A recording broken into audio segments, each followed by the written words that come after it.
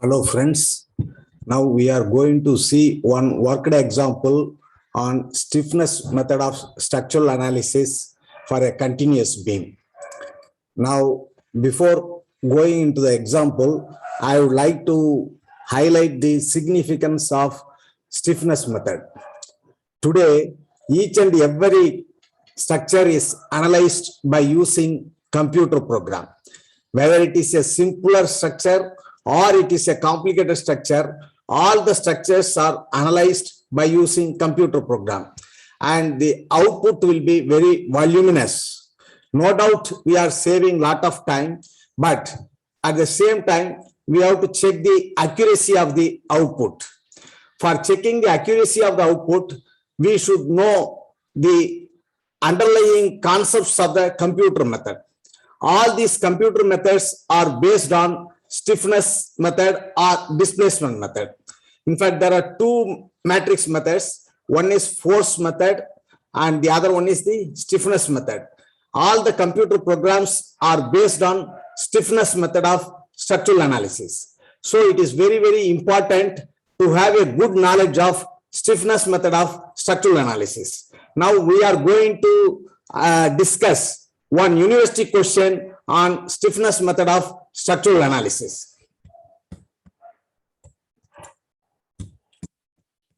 Now this is the university question for JNTU in May 2018. Analyze the continuous beam shown in the figure by stiffness method. Assume uniform flexural rigidity of the beam AB and BC. It is given, EI value is given. So span AB is 6 meter, BC is 8 meter. Both are having one uniform, one point load at the mid span. Now we have to analyze this by stiffness method. Now the stiffness method involves identifying the total number of displacements and the forces are expressed in terms of the displacements. Now, how many displacements are there? There are three joints. There are three supports. One is fixed support A. The other one is the simple support B. The other one is the simple support C. At fixed support, you have two reactions. One reaction is vertical and the other reaction is in the form of moment. As a result of which, there is no displacement here. There is no vertical displacement and there is no rotation. Now, at point B, there is one vertical reaction. So there is no vertical displacement. At point B, you have one rotation. It is free to rotate. What do you mean by rotation? Due to the effect of the loading, the beam will deflect. In the deflected curve, if you draw a tangent at B, it will make some angle with the horizontal. That angle is called rotation. Right before loading, if you draw a tangent at B, it just remains horizontal. The rotation is 0. After loading, the beam undergoes deflection, and in the deflected curve at point B, if you draw a tangent, it will make some angle with the horizontal. That angle is called rotation. So you have one rotation at B. Similarly, the support C is also having one vertical reaction. Vertical displacement is 0. You have one displacement in the form of rotation. So you have two displacements. One is rotation at B called as theta B. That is displacement number 1. Theta B, displacement number 1. The other displacement is rotation at C. Theta C, displacement number 2. So there are two displacements. These two displacements have to be found out, and then the member forces can be found out. That is the procedure for matrix stiffness method. And since the number of displacements are 2, the degree of freedom is called 2. We have written here. and this is also known as kinematic redundancy. Kinematic redundancy and degree of freedom, both are same. There are two displacements and degree of freedom is 2 or kinematic redundancy is 2. That is, the number of unknowns are 2. At the end of the problem, we are going to invert a matrix whose order is going to be 2 by 2.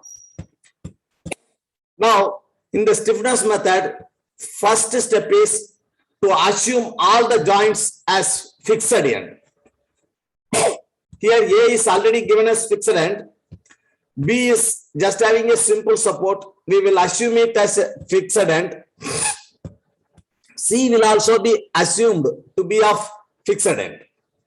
And we have to calculate the fixed end moments. For the span AB, for the given loading of 30 kilonewton, we have to calculate the fixed end moments. The fixed end moments are like this. For a point load acting at the midspan, the bending fixed end moment is equal to WL by 8. M of AB is equal to WL by 8. 30 into 6 by 8. This much.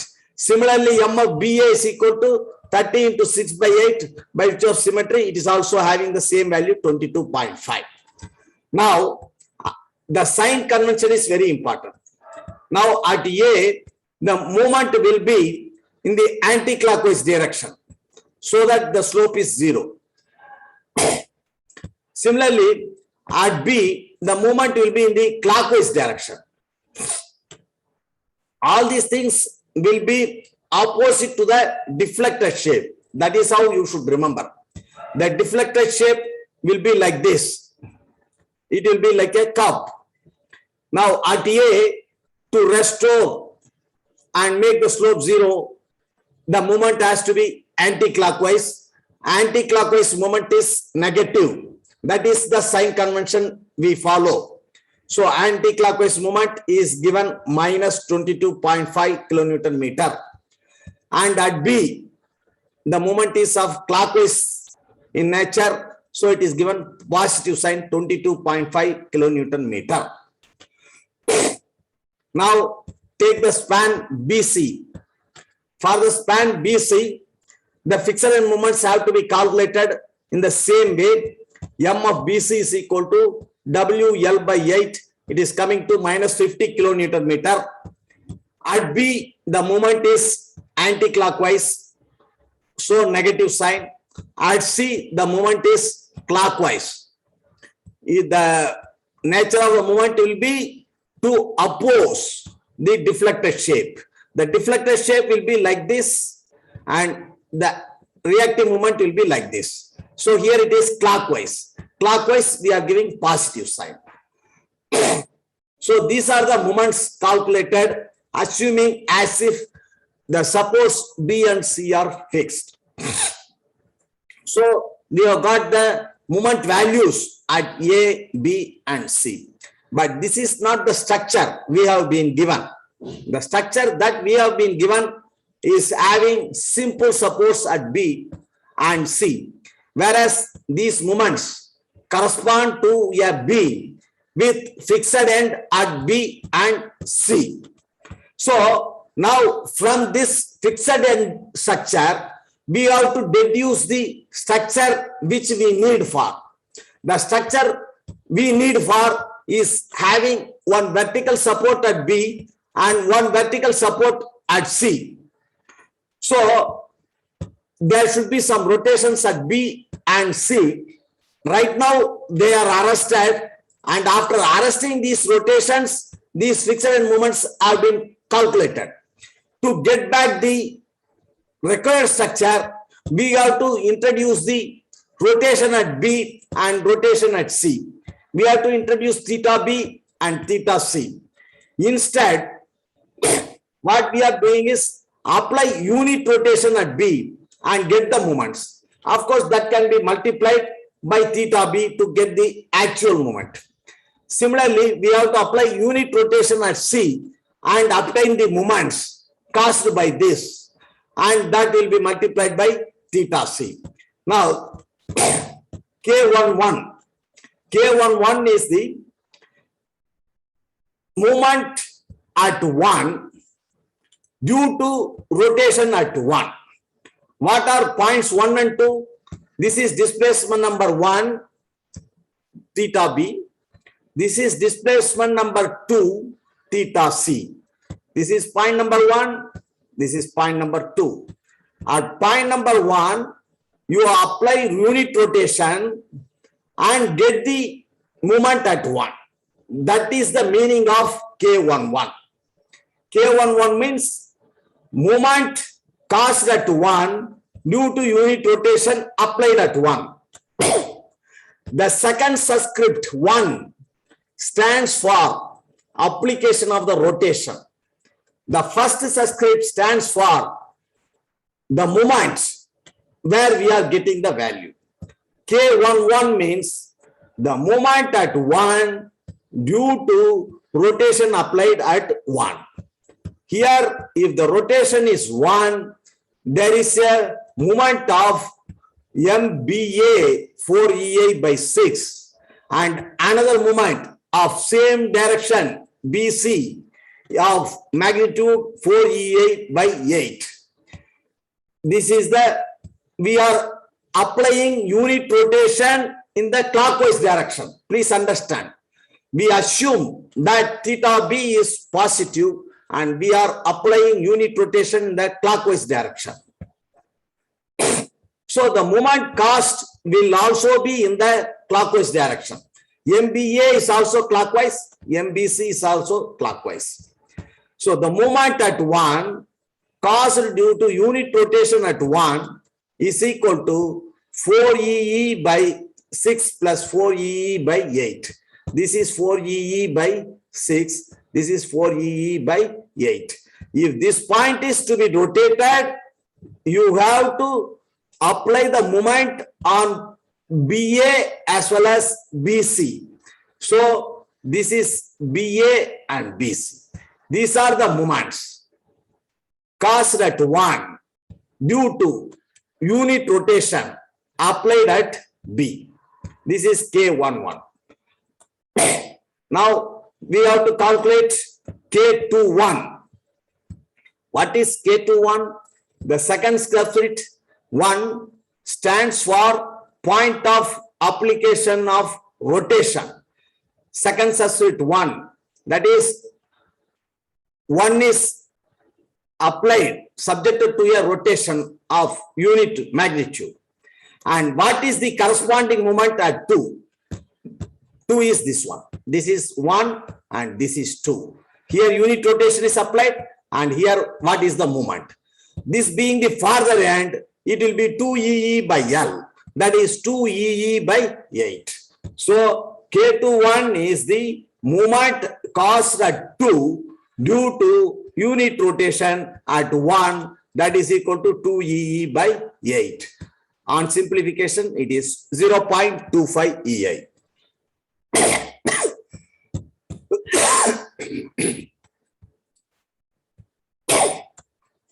Now, we have to calculate the other stiffness values.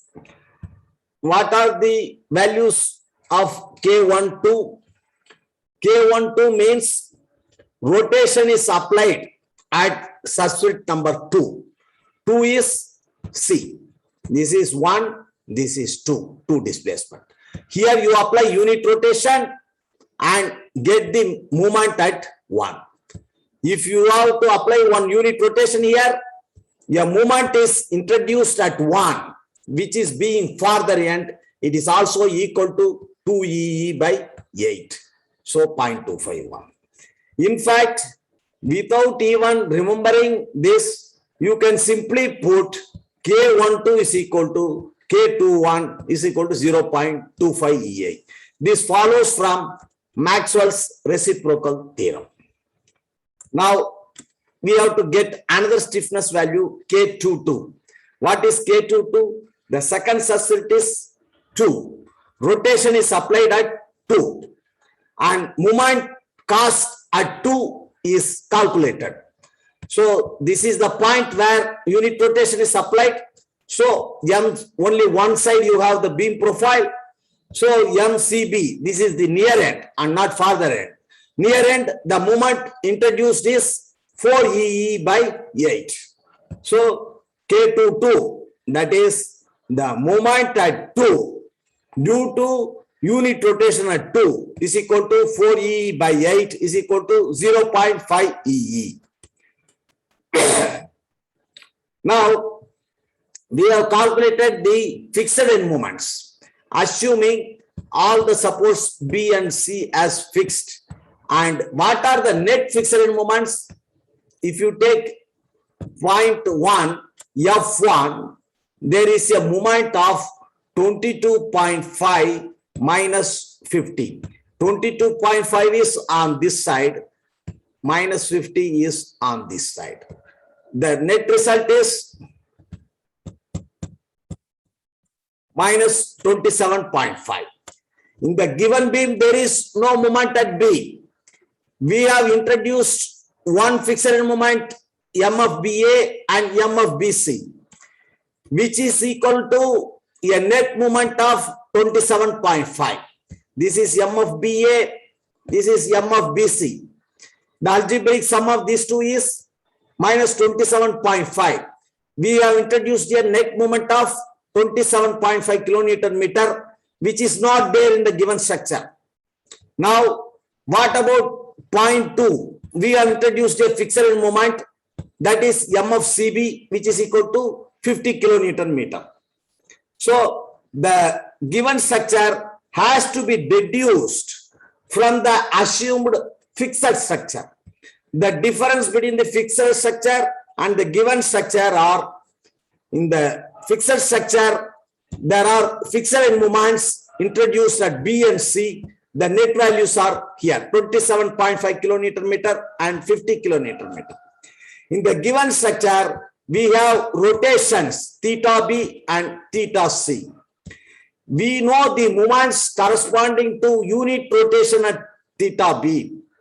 We know the moments corresponding to unit rotation at theta C.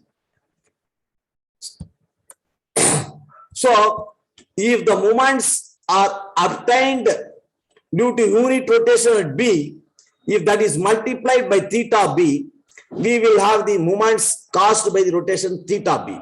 Similarly, we know the moments due to unit rotation at C. If this is multiplied by theta C, we know the moments caused by theta C. And we have the standard equation K times delta matrix is equal to the force matrix. This is the fixed moments matrix what we have introduced, which should not be there in the given structure. And these are the displacement matrix, but these displacements are unit rotations. Sorry, this is K. These are the displacements, moments due to unit rotation. But the actual displacements are theta B and theta C. If this is multiplied by theta B and theta C, we will have the moments caused by the rotations. So the moments caused by the rotations must be equal and opposite to the fixed moments. So we will use this equation. K is the moments caused due to unit rotation. K11, K21, K12, K22. These are the moments caused due to unit rotation. But the actual rotations are delta 1, delta 2, which are nothing but theta B and theta C. And this should be equal and opposite to the net fixed moments, F1 and F2. Now we have this equation, F1 and F2, then net value is 27.5 and 50 with the due considerations. And theta B and theta C are the actual rotations. These are the moments caused by unit rotations. The moments caused by unit rotation is multiplied by the actual rotations theta B and theta C. So we are getting the moments caused by the rotations theta B and theta C, which should be equal and opposite to the fixed moment. The equation is K times delta is equal to minus F. Now on simplification, we have EI into theta B, theta C on one side, and this goes as inverse matrix on the right hand side. And this minus sign goes inside, as a result of which you have 27.5 and 50. This is 27.50. And this on this inverse matrix on simplification becomes like this, adjoint of the matrix, and this is the product of the matrix. Matrix algebra, I am not getting into that. After solving this, we have EI into theta B is equal to this much. EI into theta B is equal to this much. EI into theta C is equal to this much, negative. We have assumed that both the rotations at B and C are clockwise. We have applied unit rotation in the positive direction.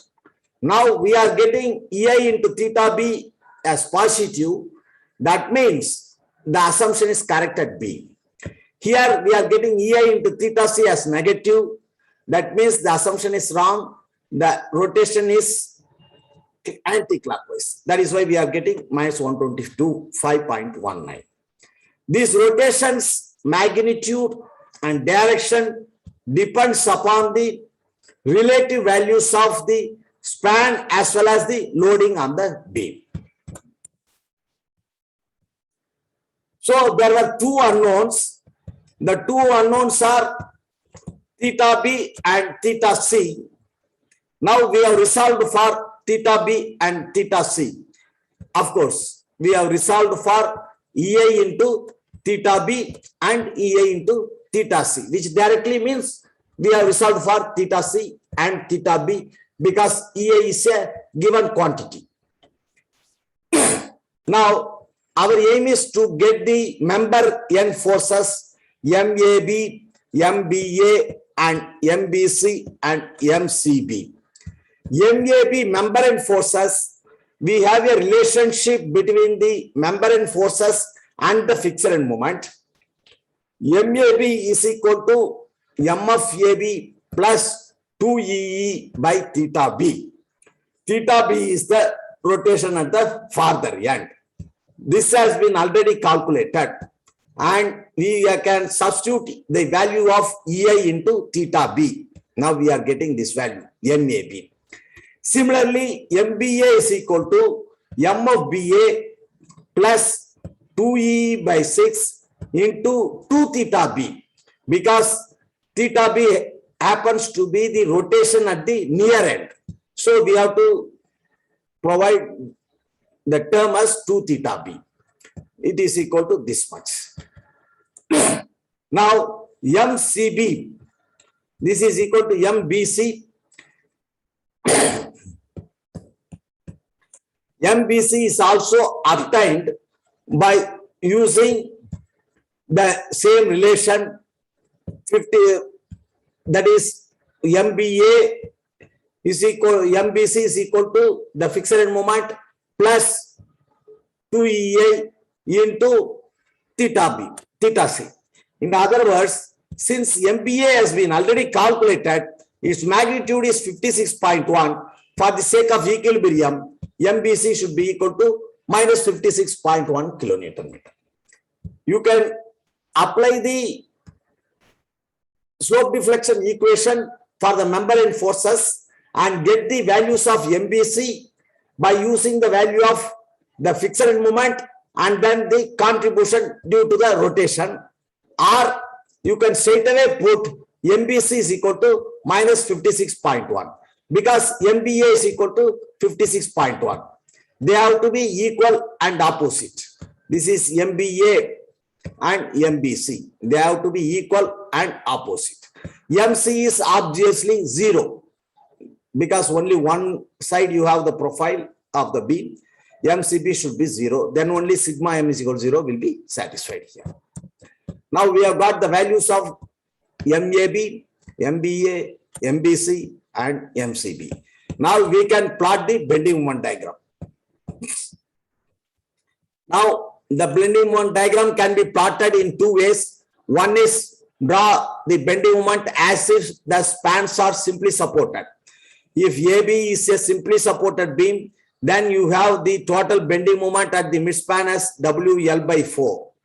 And these values are calculated and resolved as 5.7 and 5.56.1. You can see here.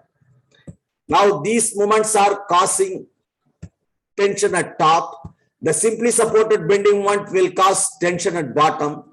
So they have to be subtracted. The total bending moment is WL by 4. 30 into 6 divided by 4 minus average of these two values 5.7, 56.1.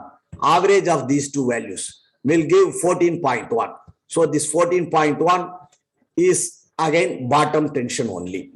This is top tension. This is top tension. And here the simply supported bending moment is WL by 4. That is 50 into 8 by 4 minus the average of the two value 56.1 plus 0 by 2. That is equal to 71.95. This is bottom tension. The other method of plotting the bending moment is to draw the ordinates on tension side. The fixed end moment 5.7 is in the anti-clockwise direction. It is causing tension at top. So you draw this ordinate at top 5.7. And this 14.1 is the simply supported bending moment ordinate minus the fixed end moment ordinate. The net value is positive. That is simple bending moment is higher value. It will cause tension at bottom. So you plot that ordinate 14.1 at bottom here. And this 56.1 is the moment at B in clockwise direction. It will cause tension at top. So you plot this ordinate at top here 56.1. And this moment 71.95 is the simple bending moment ordinate. The net bending moment ordinate caused by the simply supported moment. So that will cause tension at bottom. So you plot that ordinate at bottom and join them by straight line, because between A and D there is no UDL, there is no load. So variation must be a straight line. Between D and B there is no load. So join it by means of a straight line. So both are correct. Here we are plotting the ordinates on the same side and we are superimposing them and measuring the net ordinate at each and every place. Here the net ordinate is this much. The total ordinate is this much. Negative moment ordinate is this much. Net ordinate is this much, causing tension at bottom. Here net ordinate is 5.7. Whereas here 5.7 top tension. Here the net ordinate is plotted at bottom. Both are same. Now we have to go through some of the derivations. If unit rotation is applied at one end, what are the moments caused at the near end? What is the moment caused at the farther end? We should know that derivation. We should also know the relationship for the membrane forces. That is, for the end moment MAB, what is the relationship between MAB and MFAB in terms of rotations theta A and theta B. All these derivations with a lot of explanations have been addressed in my blog rgnsite.wordpress.com. If you in this blog, in matrix method alone, about 25 university questions and answers had been answered, both on force method and stiffness method. Approximately 25 number of university questions have been addressed with necessary amount of explanations for all the basic equations. You can visit this site rgnsite.wordpress.com, and you can also go to other blog materials on RCC design, structural steel design, and strength of materials. On all these subjects, a lot of university questions and answers have been addressed with necessary amount of explanations. Thank you.